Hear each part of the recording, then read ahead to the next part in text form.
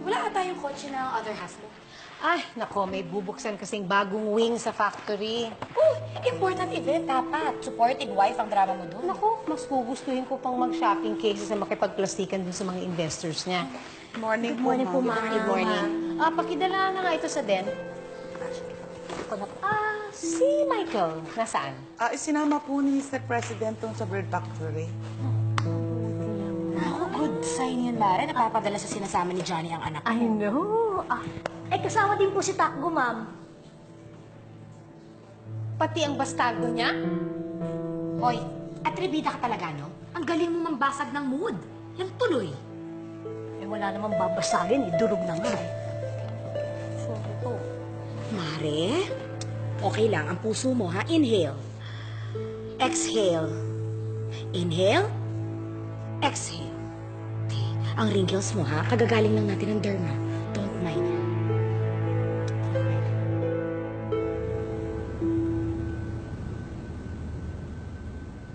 Anong mangyayari? Korean ceremony para humingi ng safety at goodwill sa negosyo. Anong gagawin ko? Sundin mo lang ang gagawin ko.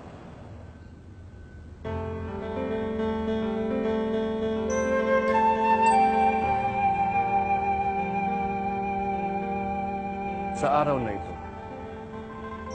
sama-sama nating hilingin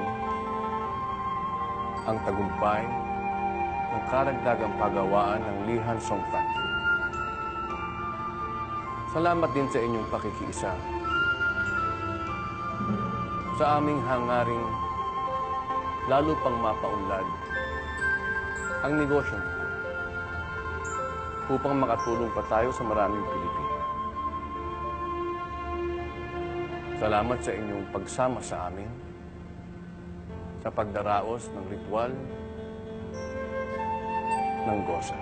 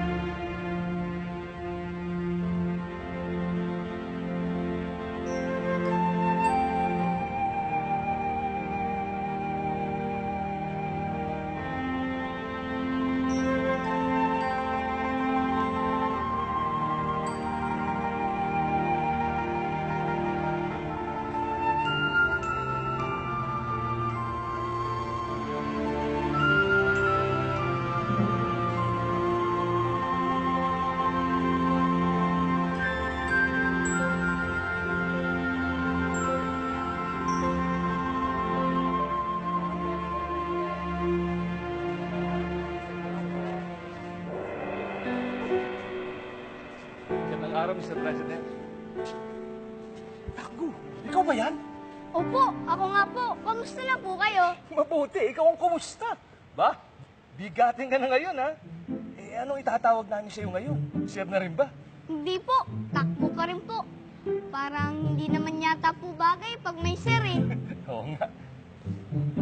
Oo, ha?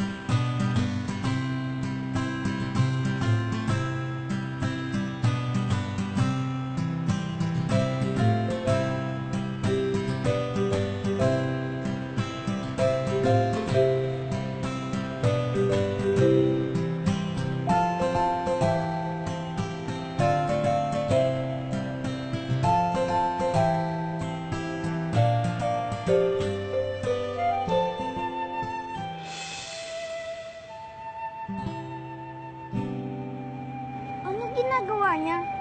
Hindi dapat didikit ang harina sa palad niya. Kapag dumikit ang harina sa kamay niya, ibig sabihin, hindi ito pwedeng gamitin sa paggawa ng tinapay. Bakit? Dahil moist ang harina, dapat medyo tuyo at madulas ito para mas maganda ang kalalabasan ng tinapay. Wow! Ang dami mo rin palang alam pagdating sa paggawa ng tinapay. Kaya lang, hindi halata sa'yo. Michael, Takbo, ang apat na ito ay masang pinahanda ko. Sa apat na ito, iisa lang ang pwedeng gamitin para gumawa ng masarap na tinapay. Sa tingin ninyo, alin sa apat na masa na ito ang tinutukoy ko? Sinong gusto mo? Ako po.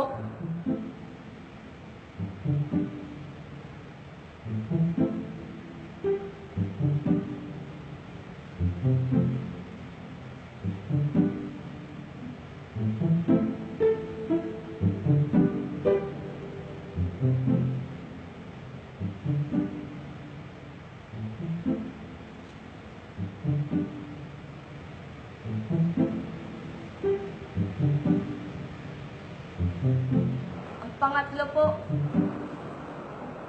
May say-say naman pala ang madalas na pagpunta niyo rito. Pwede na. Pwede na.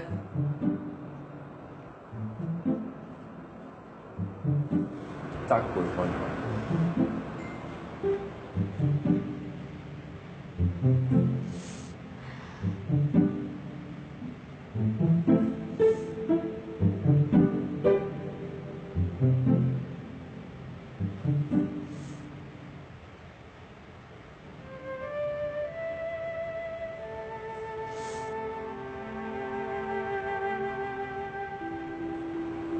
Wala po akong napili.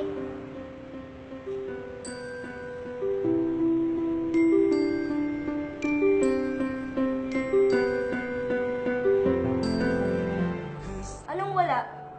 Parang mo na rin sinabing mali ako. Hindi ko sinabing mali ka. Ang sabi ko, wala akong napili. Ganon pa rin yun. Takbo, ipaliwanag mo siya. Wala po kasi sa mga ito ang naamoy ko sa workshop nyo kanina. Pusing una, matamis, pero hindi puting asukal. Ito naman pong pangalawa, at yun, nandun sa dulo.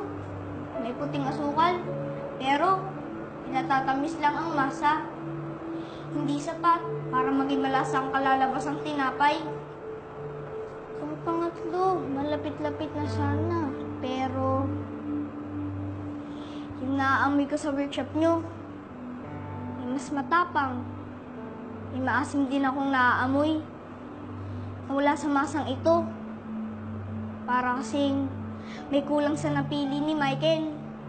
Yun ang dahilan kung bakit nasabi kong wala akong napili. Ibig mong sabihin, walang tamang sagot? Ang tamang sagot ay ang sagot ni Michael. Pero tama rin ang sagot ni Tak. Tama rin ang sagot ni Takbo.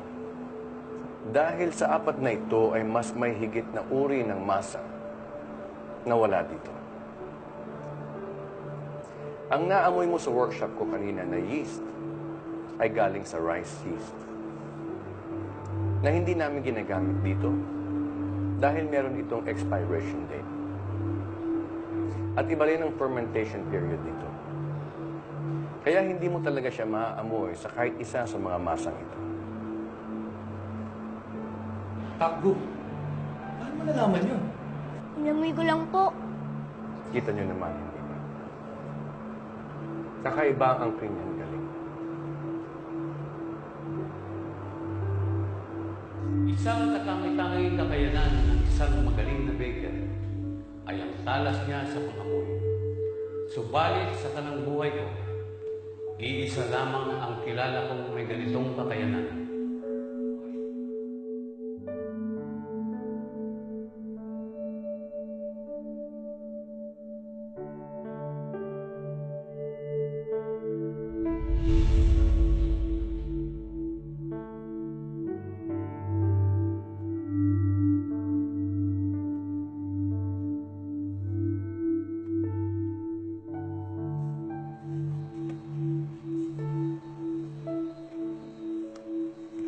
Mr. President,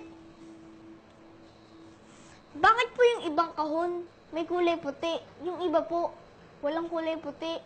Ang walang puti para i-deliver sa iba't ibang restaurants. Ang may puti naman ay for donations. Donation? Bigay lang, libreng tinapay. 10% ng ating produkto ay para sa mahihirap. Bakit po? Dahil ayoko may nakikita na nagugutom na Pilipino. Ang mamatay sa gutom ay mas patindi pa sa namatay sa giyera. Pinagpala ako magkaroon ng ganitong kumpanya. Kaya't gusto ko siyang gamitin para maibsan ang kahirapan, kahit pa paano. Ang bait niyo po pala, Mr. President. Ang pagtulong takbo, ang tunay na kayamanan. Yan ang tatandaan. Gusto niyo bang matuto ng professional na paraan ng paggawa ng tinapay? Opo, gusto ko po. Sinasabi ko na nga, etong aabutan ko eh. Sinama mo talaga yung batang yan? Ano ba, gusto mo bang ipagmalaki ang bunga ng pagtatakstil mo? Hindi mo na ako binigyan ng kahihiyan. At ano? You're training them together na para bang magka-level si Michael at ang bastardong yan? Anak mo siya sa labas. Kaya huwag mong maituturing na parang magkapantay sila ng anak ko. Halika na, Michael. Alin ka na sabi eh?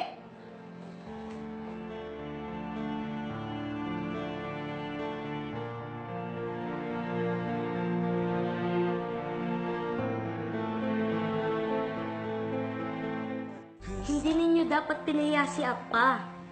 Ang raming mga trabahador na nakarinig. Eh, kailan ko gagawin yun? Bukas? Pag wala ka ng posisyon dito sa factory? Michael naman, mag-isip-isip ka naman. Hindi ko ito ginagawa para sa akin. Ginagawa ko ito para sa iyo, Michael. Sige na, mauna ka na.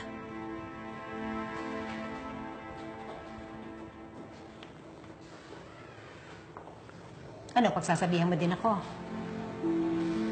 Hindi mo dapat ginawa yan. Eh, anong gusto mong gawin ko? Pabayaan ko na lang sila. Baka nakakalimutan mo, Henry. Kadugo ni Johnny yung batang yon. Si Michael hindi. Kapag nagbiro ang tadhana, baka pati janitor, walang makuhang posisyon dito sa factory ang anak mo.